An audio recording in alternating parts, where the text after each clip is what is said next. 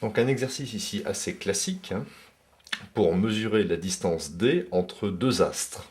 Alors nous avons ici un astre A qui peut être par exemple la Terre.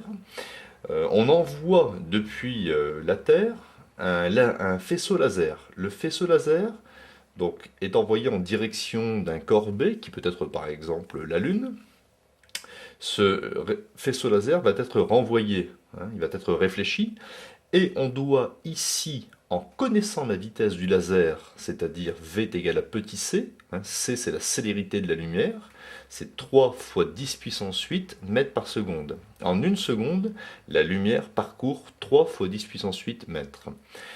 Nous avons réussi aussi à mesurer le temps hein, d'un aller-retour, c'est-à-dire, j'ai noté ici, temps d'un aller-retour. Et il faut trouver alors la distance d séparant le corps A du corps B. Je vais écrire mes petites formules. Vitesse, c'est distance sur temps. Donc, produit en croix. Distance est égal à vitesse multipliée par temps. Et ici, le temps est égal à la distance divisée par la vitesse. Donc, bon, c'est une distance en général. Je peux même mettre ici plutôt grand D pour ne pas confondre avec petit d ici. Donc dans mon exercice, le temps d'un aller-retour va correspondre ici à la distance parcourue de 2D. Forcément, puisque un aller-retour, pour un aller, le rayon laser fait la distance petit d, et au retour, il refait petit d. Donc il a parcouru 2D. Divisé par la vitesse, et la vitesse, on a dit que c'était petit c.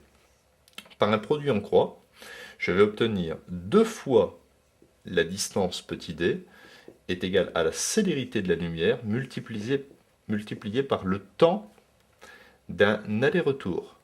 Donc, soit petit d est égal à c multiplié par le temps d'un aller-retour divisé par 2.